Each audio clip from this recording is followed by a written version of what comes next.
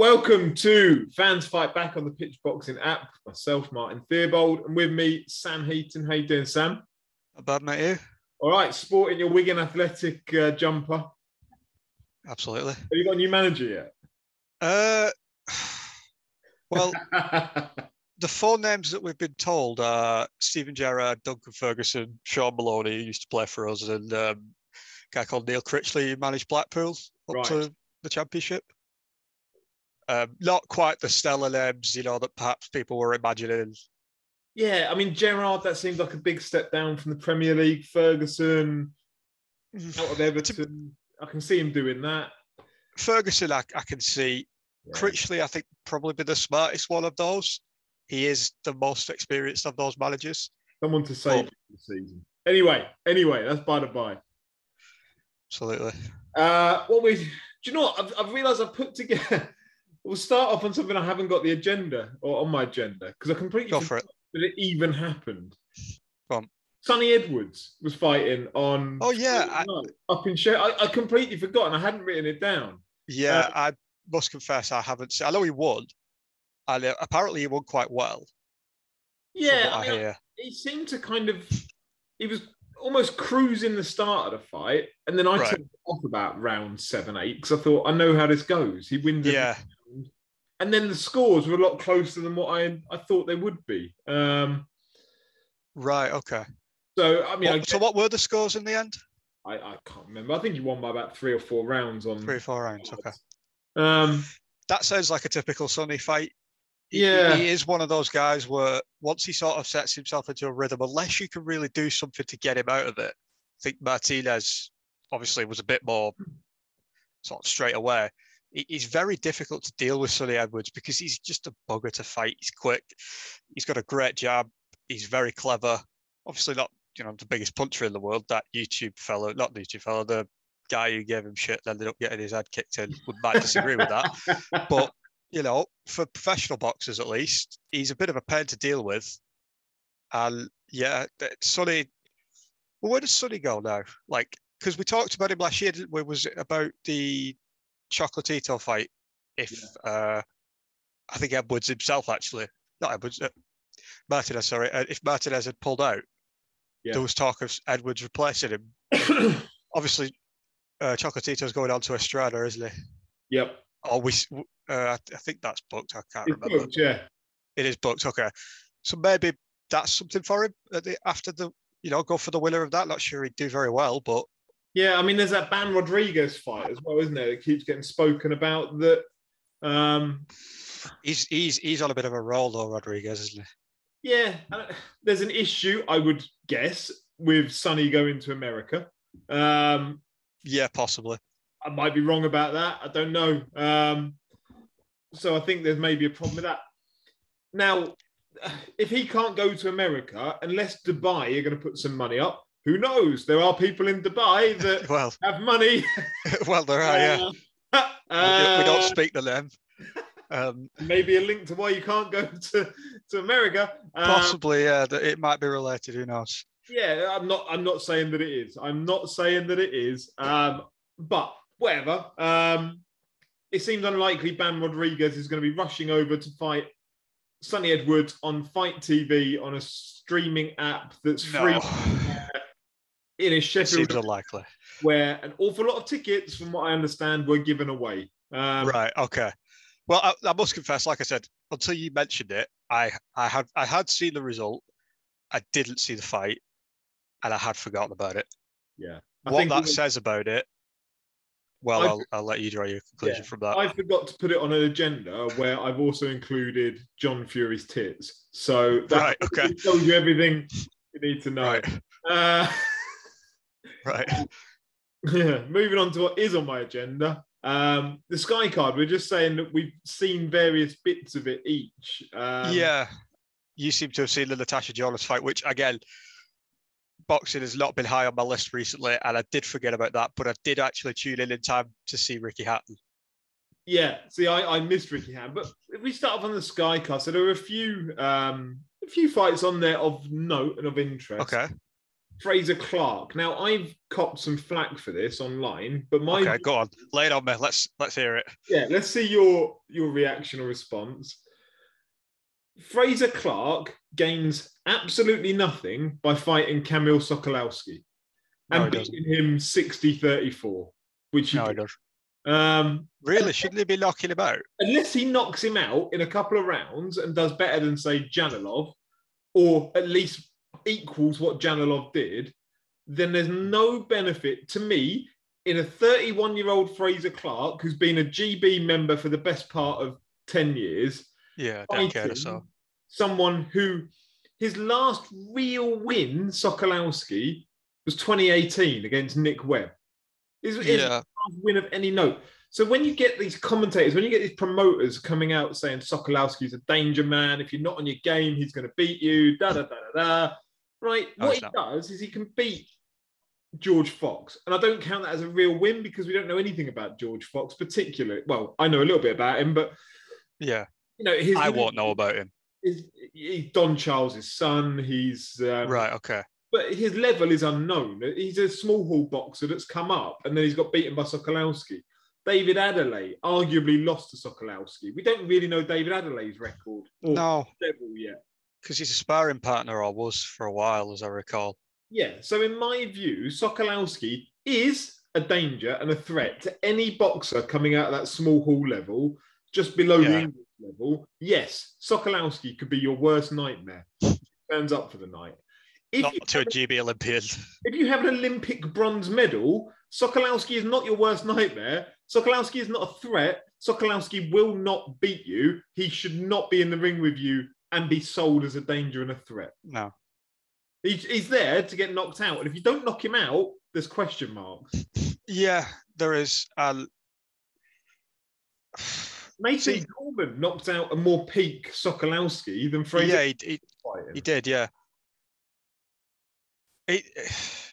Maybe it's an off night. Let's be generous to Big Fraze. Maybe it's an off night. Maybe he didn't take him seriously. Maybe he didn't think that he had to get up for it. We've talked about this before. Sometimes fighters do that. They don't think they have to really try very hard and get caught out. But the counterpoint to that would be, as you just laid out, that shouldn't be happening against a guy of Sokolowski's level. And do you know what other factor feeds into that? Frazer Clarke has had to apologise for his first three opponents. When he's come out of the ring and he's like, I'm really sorry, that bloke wasn't up to my level. We shouldn't have been in the ring with him. Fair play to him. I'm not really having a go at Clarke. It's more about... Is he a shalom boxer? Yeah. Yeah, okay. It's more about how Sokolowski... I'm bored of hearing it now when they put him in with top-level talents like Jalilov, like Frazer Clarke. I'm bored of hearing that if you're not on your A game, you won't beat him. That's only true of decent small hall boxers. Well, I was going to say, I mean, it sort of depends on your perspective, really. And again, there's probably something we could talk about. Like, if you're someone who only watches, like, a Matchroom show or a Frank Warren show or something, and you talk about a guy who might beat you if you're not on your game, you're talking about someone like Derek Chisora. Yeah. Not Sokolowski. Yes, exactly. Sokolowski is to small hall boxers what Chisora is to British level boxers. Yeah. The hurdle you've got to clear to get to the next point. And like someone like Frazer Clarke, who you would assume as an Olympian, I don't know if you call him the Great Hope, because that's never been what I've assumed of him or what seems to have been talked about. But nevertheless, he is thought of as a good fighter. He should be fighting at a good level. Therefore, this is not a fight you should be struggling in. And the fact that he is a bit worrying if you're making an assessment of him. Yeah, he didn't struggle. To be fair to him, he didn't struggle. He clearly won it. Right. My assessment is, in 12 months' time, Frazer Clarke should be fighting for a British title. If they keep him busy enough, they fight every 3 months. You would think so. I'll make a prediction. I don't think Frazer Clarke wins anything above a British title. And that's still an impressive achievement. Like it's a very impressive achievement. Yeah. There are many boxers that don't achieve that, but that's just where I think his ceiling will end up being. Do you think then, I don't know if I'm phrasing this question right, do you think the perspective on heavyweights in Britain has been somewhat skewed by Anthony Joshua and Tyson Fury? And Joe Joyce. I think Joe Joyce more, turning up behind them. And even Dubois to an extent. And Dubois is technically a heavyweight world champion. I do you think that's skewed our perception? Not so much ours, or certainly not so much yours, because you have a more rounded understanding of like the small hall show and how a fighter from there might bring themselves through. But someone like Frazer Clarke, who's got Sky's backing, who's an Olympic bronze medalist, and he's thought of as a potential, big name fighter. Not every Olympian, as Audley Harrison can attest to, does get beyond British or European level. Audley Harrison did it once, I think, and got sparked by David Hay. Yeah. No. And there was a lot thought of him, probably more thought of for him than for Frazer Clarke. I actually think that's a wider point around where, say, British title fights are positioned on cards. For me, a British title fight is a big fight because I see a lot of those small hall lads, barely any of them will ever go on to win a British title. Or even an English title. No. So I still perceive British titles to be a big deal, whereas they're tucked away on an undercard of a fight TV show, or they're on the undercard of a boxer show. Like, I perceive an English and a British title still to be legit. So to say Frazer Clarke, to me, wins a British title, and probably that's his ceiling, is in no way an insult. I think that's a realistic assessment. Yeah, it's not like you say, it's not a bad ceiling. It might not be the ceiling he wants. It might not be the ceiling for him that Sky want. But if that's his ceiling, that's his ceiling, I think I was talking about this with someone a few years ago in regard to Dubois. And I know Dubois is a better fighter than Clarke, but I always say, if you're a promoter, surely you've got to have in your head, okay, what's his cash out point? What's his point of maximum return? Because the point where you say to him, Luke, son, if you're a promoter, generally, I know the promoters don't admit to doing this, but they stack the deck, right, to build a fighter into a star that can make money. But there is a point where it's the biggest, it's the big night, it's the big one. They stack the deck. Right, son, you're on your own now. Yeah. What happens here happens. If you win the title and go on to become a megastar, brilliant. If not, well, there's still maybe a career for you. What's that for Frazer Clarke? Yeah. Do you know what? I actually don't think there are. And maybe is there a plan? Maybe there's a cohort of heavyweights underneath, the likes of Solomon Dakers, David Adler. You still got Nathan Gorman, Fabio fighting for that British. Those kind of fighters can make up a nice little mix over the next 12 months that could all fight each other for the, that British title. Yeah. Well, if Clarke wanted to go one further, and this is just me thinking maybe slightly mischievously, we know belts will appear and disappear as they will in various levels, in WBA International and then the European and then the British. And then you obviously have the world title, not world titles, but world title belts, so like the WBA regular and so on. Maybe for Clarke, you could maybe engineer for him a situation. I was thinking, I don't rate, I've grown to not really rate Hrgovic that much. That could be a potential fight for him for a WBA regular belt, assuming Dubois moves on to bigger things. Yeah. Just a thought, but whether he can get there is a bit of an open-ended question. Yeah. No, it's true. Anyway, moving on from Big Frazer, and it's not to have a go at Frazer, I say. No, not at all. It's just that fight didn't do much for me. One that did was Tyler Denny against Brad Ray. Dells, mate. Tyler Denny. I saw Tyler fight Linus Udofia down at York Hall for an English title. Okay. Linus beat him on points, but was given a real hellacious night that night. Yeah. Had to go through fire to win it. Linus is a slick guy, so to make him go through that says something about you. Yeah. He's then gone on Tyler and he's won the English title himself. And then he was just relentless against Brad on Saturday night. He was Brad Ray had every advantage. He's at home. He's the bigger man. He's got that strong jab. He can fight on the inside as well. He couldn't get any of it to come together. Tyler Denny just broke his flow up so consistently. Was it just volume, or was it the strength, or not the strength particularly? More the volume. He was out thinking Brad Rhea as well. Right, okay. It was a real impressive performance from Tyler Denny. So shout out to Tyler Denny, because he's always the away fighter. You know, he's with Black Country Boxing in the Midlands. Okay.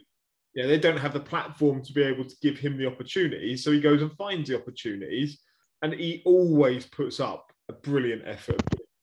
And he beat Brad Rhea on Saturday night. So good on him. Well, yeah, fair play to him. And, you know, so what you were saying there about a small hall fighter that obviously has worked his way into position and he's got himself a big chance on a Sky show.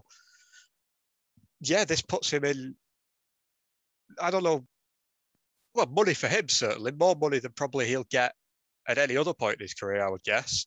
Yeah. Yeah, good for him. That's what you want. Like, I think I've asked you this before, but do you think it's better sometimes for a fighter, maybe not to be fighting on small hall shows for the bulk of their career, but for having a time doing that to build up your experience, to build up your game, round you off, correct mistakes that you don't want to make? If you could, you know, progress to fighting at the York Hall or progress to fighting even, you know, further on than that. Yeah, I mean, there was Dalton Smith on the card on Saturday night. Dalton's had the Sky and then subsequently the Zone, and now back onto Sky Saturday night, backing pretty much all of his career. He looks a good fighter, not the finished article, but a real classy operator. Yeah, he does, yeah. He doesn't have a GB, you know, Olympic medal. You know, he's probably one of those, he was probably too good for the small halls. Linus, I would say, was he always stood out as being a talent too good for the small halls. But there are lots of boxers. Take Campbell Hatton. He would hugely benefit from being without the pressure, without the cameras, and build himself there. So, yeah, there are unfinished articles that you see on Sky, that you see on DAZN, that you think, get them off for a little bit. I don't really want to bring him up, but it would have benefited him. How much is a bit of again an open-ended question, but a guy who has been not fast-tracked exactly, but probably given a platform he might not otherwise have got, and he's now obviously, you know, slightly blown that platform, one might say, is Conor Benn. I think Conor Benn would have tremendously benefited from something like that in the same way Campbell had, because it gives him the chance to iron out mistakes. Because it's like, I can't remember who wrote it. It was in an article I read ages ago now. And it compared like the US to here. And it said about how we've got a kind of grading system, if you like, reminiscent of like the old public school system where you sort of progress along a path and the people that need to know can sort of see where you're at and where you're struggling, if there's things you might need to do to work on and so on. And obviously, I think with Sky increasing in, it was mostly Sky, obviously DAZN have come into it now and BT in more recent years, but it was mainly Sky sort of about a decade ago where they increased the input into boxing to the extent where people could get fast-tracked, like a Conor Benn, like a Campbell Hatton now, as you said. I know he's on DAZN, but, you know, in a similar way, he gets fast-tracked through places perhaps he shouldn't be, where he maybe it would benefit Campbell Hatton to fight 6-7 times a year. I'll give you the perfect example, and I can't think of a better one. Tyson Fury. Yeah. Nobody needed to know about Tyson Fury until he fought Derek Chisora for that British title on Channel 5. Yeah, I mean, didn't he fight Prize Fighter? No, he fought Martin Rogan, who won Prize Fighter. That's right. He fought John McDermott for an English. Yeah. The first time he came to public prominence was that Derek Chisora fight, where Derek Chisora was there in an old Robin Reliant, the old Del Boy. Yeah. On Channel 5. And that's when most people got first vision of Tyson Fury. Tyson Fury now, you know, WBC World Heavyweight Champion. That's how we know him. We didn't need to know him till we saw him at that level. Till he'd reached a level where he made himself relevant. Yeah. But most people haven't seen that John McDermott fight where he arguably lost it. I was just about to say, like, in a lot of ways, that probably helped him more than it hindered him. Yeah. Because it's one of them where you think, whoa, that you're a lucky boy. And it probably made him think, yeah, I've really got to step on it now. I can't afford to be in too many fights like that. Maybe for Frazer Clarke, obviously it's a lower level, but for Frazer Clarke, it's like maybe this is something for him where he has to realise, actually, if I'm going to be what I want, I've got to make that statement. Yeah. Yeah, and to be fair to Conor Benn, maybe that Cedric Paynow fight, the first one where he got put down a couple of times. 3 times, was it? Yeah, York Hall, wasn't it? And he was lucky to win that, really. Yeah, and maybe that spurred him on to try harder with his career. Yeah, absolutely, and crush the sprints in a way that nobody else crushes the sprints. Not that I'm accusing him at all.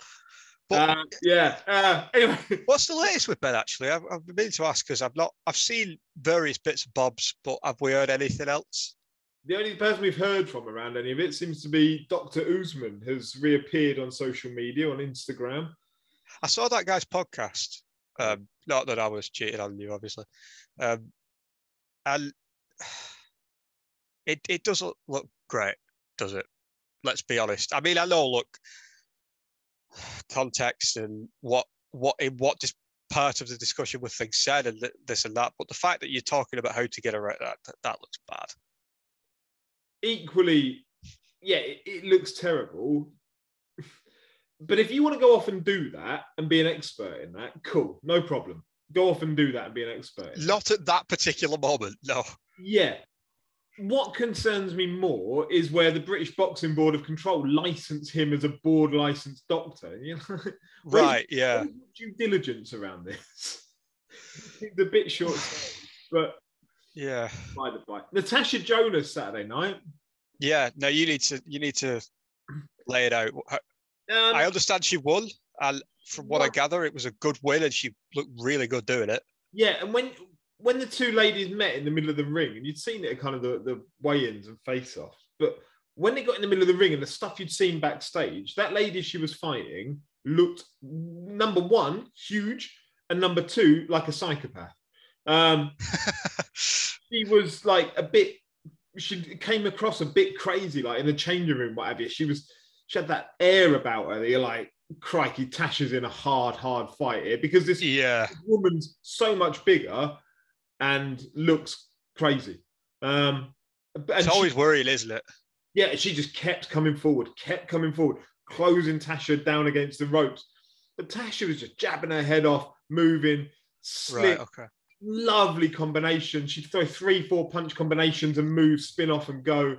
And this woman, she couldn't get hold of her. And Tasha was superb and thoroughly deserved. Would it be...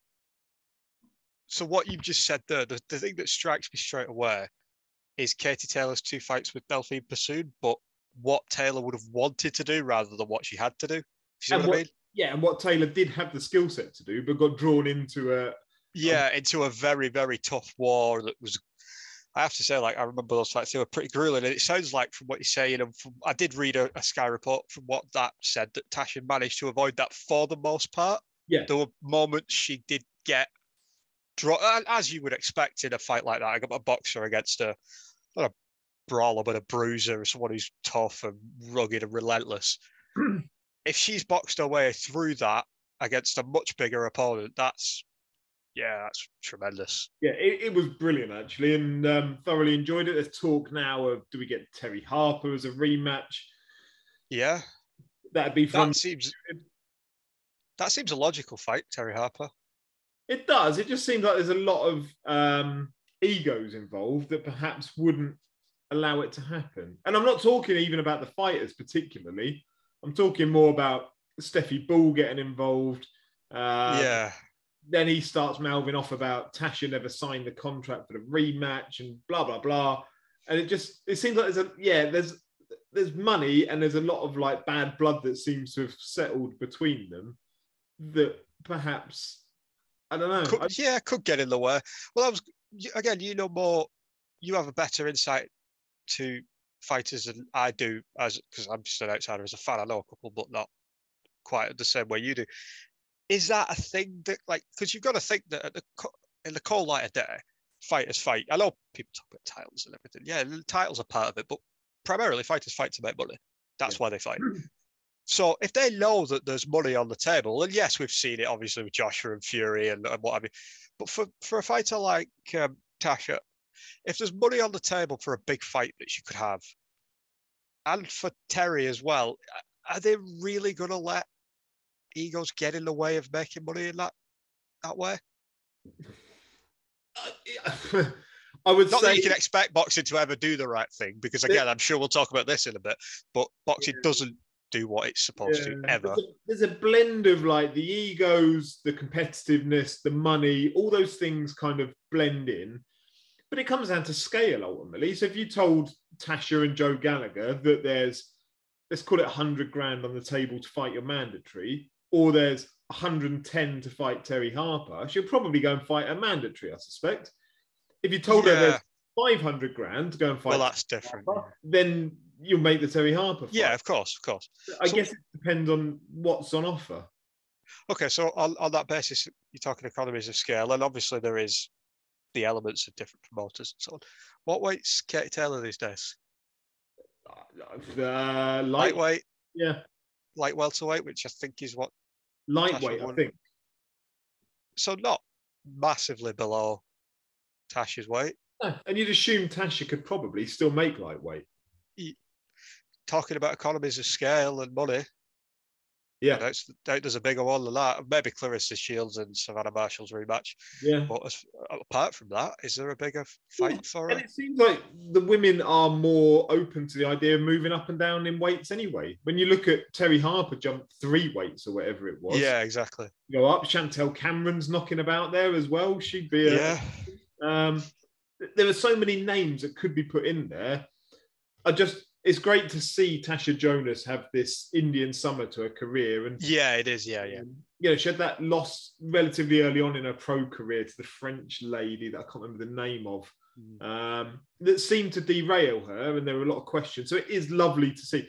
And having spent time around Tasha in the past, she's just a phenomenal person and a lovely person. And she seems to really like, I know it's a cliche, but I get the sense a lot of fighters don't really like the sport, somewhat understandably in a lot of cases, because the sport is not very nice to them or indeed anyone. But she seems to really love boxing. She seems to love doing the punditry, and she's really good at it. Yeah. So yeah, fantastic for her. And if there is a money fight for her, which, again, that's why you're there. There's no other reason really to get punched in the face other than to get paid for it. So talking of getting paid for getting punched in the face, Dubai at the weekend. Oh, the circus. The circus, yeah. I nearly said Jake Paul because it was the Jake Paul event. It was the Jake Paul show. But headlining it, Mayweather and Deji, or whatever his name is. What are we doing? What are we doing as a sport? And I had this conversation with someone today, actually, a couple of mates. When you've got Hearn coming out, blocking the undisputed heavyweight title fight, and granted, he's saying it's not him, it's the IBF, who have made Hrgovic mandatory, therefore that's more important than any undisputed fight, and it will not be overturned. Not sure the IBF actually said that, but go on. Yeah, so if you've got the sport eating itself by not allowing these fights to happen, and I get from Hearn's perspective, he's got to look after Hrgovic. It's his job. Yeah, exactly. But as a sport, if we don't allow the headlines to be grabbed by that undisputed Fury versus Usyk fight going ahead next year, then the sport, if we can't make Spence versus Crawford as a sport, then we deserve nothing better than Mayweather and Deji fucking about in the desert, having a bit of a laugh. How much did he get paid for this? I dread to think. Millions? Between 5 and 10, I guess. I don't know. It's just madness. But do you know what it sort of looked like to me? It was a bit like, not Make-A-Wish, that's the wrong way. That's the wrong way of thinking about it. It's a bit like somebody was like a fan and they've said to him, you know what? You've won a raffle. Go and jump in the ring with Floyd for 4 or 5 rounds, whatever it was. Yeah. Do what you can. It was, when you asked me would I fight Canelo, it would be like, it's a bit like that. I'm not saying I would do anything like what, I'm sure Deji beat me up, but it was a bit like that. I'm not convinced he would. I'm not convinced. I think you're fine. I think you can say what you want about him. I just like, there was, I've seen, again, highlights of this. It's weird that an exhibition fight got stopped. That's bizarre. But I mean, Floyd's got form for that. He's done it about 3 times. I love it. He's just into this point. That are signing up for it. He is bullying people that are on a bit of an ego trip, let's be honest. Like, Deji's a nice kid by the looks of it, and he seems like a really nice bloke. And if someone offered me, I don't think he got $1 million for it, but if someone offered me, 6 figures to go and get beat up off Floyd Mayweather, I'd do it. I'm sure anyone would. There's a right way and there's a wrong way to do this kind of thing, and we saw 2 examples of it at this weekend: the right way and the wrong way. And Floyd's was definitely the wrong way. And I'm a big Floyd Mayweather fan. I was when he was a fighter. I know not everybody was. I was. I get why he's doing it, and I admire it in a way. Boxing is a horrendous sport, destroys people's bodies, lives. If you can rinse people in this way, it's virtually everybody that comes out of boxing has nothing left, no brain cells left because they've all been smashed out. If you can rinse people in this way, then good on you. What was his own term? I'm robbing the bank. Well, he said that about McGregor. Yeah, and I'm getting away. And that looks positively like that's competitive. A mountainous challenge compared to this. But you then take all the YouTube side of things. So you get the Jake. It's a whole other sport. Do you know how we think of amateur boxing? And I know they call it semi-pro or the World Series of Boxing, what U6 fought in. I don't know if it's still going. And that was almost a different sport. And amateur boxing is almost a completely different sport. The best way I can think of this is a different sport. Occasionally you'll get fighters crossover, sure. It'll all be entertaining for us. We'll get to watch someone we don't like. Eventually, Jake Paul's going to get beat up. Whether it's Tommy Fury, I mean, that's a bit of an open-ended question anyway.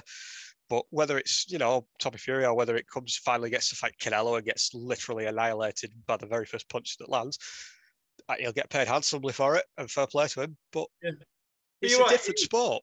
And it's hybriding boxing and wrestling. And it's just creating storylines and characters that will... And actually, they'll meet and they'll fight, unlike in boxing, which goes back to if the sport is unable to put together fights people want to see, but YouTube boxing, they're able to put together... I don't even know, when you look at the Zone and what they're doing with Misfits boxing, they're putting together people... Is that what they call it? Yeah, that's the KSI stuff. Right. Well, I mean, again, there's a potential fight to talk about. And I know there's always been the thing about Tommy Fury, but to me, the Jake Paul's, we talked about a cash out point earlier. Jake Paul's cash out point, it's not Canelo. He's not going to fight Canelo. Well, he might do, but the real cash out point is KSI. Yeah. Because KSI, the sidemen in the last couple of years have become enormous. They sold out football stadiums. Yeah, exactly. So that's whether we like this or not, that's a huge fight. That does a stadium. To me, yeah, it does. Yeah, that does 3 stadiums on the same night. Put a screen in the other 2, and it'll still sell out. It does, and I think as a sport, we get too precious about the integrity. While in the back, what integrity? Yeah, I know. And in the background, you've got these people that professional boxers go, "Oh, this is a circus." Blah, blah, blah. You've got to respect everyone who steps in the ring, and boxing's such a hard sport, and people should be respected for getting in the ring because there's no money they get out of it. Yet people have found a way to unlock the cheat code to it, not take sustained damage, still be a boxer, and make loads of money. Yeah. And boxers have the nerve to criticize. Well, I was going to say, there's some expressions you could use for this: people in glass houses, lack of self-awareness, like comical lack of self-awareness in boxing's case. If people are willing to pay for it, ultimately the public, right? They are the ones who are the arbiters of boxing. It's not the British Boxing Board of Control or the WBC. The public are the arbiters of boxing. They decide what they will watch, pay for, and not. If they'll pay for it, there's a market for it. Yeah. And who are we to say otherwise? If these YouTubers have found a way to untap a market that boxing can't access, don't blame the YouTubers, blame boxing. Blame the boxers. Or blame the sport, or blame the promoters, or whatever it is. Blame them. Blame the people that block undisputed heavyweight fights for no apparent reason other than for their own personal benefit. Blame Eddie Hearn, yeah. And I'm not saying that Hearn is the cancer of the sport. Nothing like that. All that I'm saying is Hearn is a prime example of what goes wrong in the sport, of which there are 20 other examples. Hearn is a symptom, not a cause. The problem. Exactly. And that's not new in boxing. Like, again, I don't know where this idea comes from. I think it's the thing of like when time has passed, like you see with Mayweather, people lionize him and idolize him as he fought all the greats, which he did. Good time for him to do that. Well, he fought Pacquiao 5 years after he should have lost. I think he'd have beat Pacquiao anyway. I think he'd have beat Cotto anyway. I think he'd beat them all anyway. But he did it when it was convenient for him. Sugar Ray Leonard did the exact same thing. Sugar Ray Leonard didn't fight Marvin Hagler until Hagler had struggled with, what's his name? John Mugabe. I'm conscious we've got about a minute left. So before we go, talking of the greats of British boxing, in 3 words, summarise John Fury. Just force of nature. He's compelling in a way that, like, and it's a Fury thing, obviously. It's force of personality that a lot of boxers are quite droll people because they kind of have to be. They've just got to focus on training and fighting. That's it. Be more John Fury. Yeah. I'm not saying, get your tits out in Dubai because that's probably not such a great idea in the grand scheme of things. But, if you want to call your opponent a wanker, call him a wanker. So be it. Like, or be Jake Paul, just sit on commentary going, he's shit.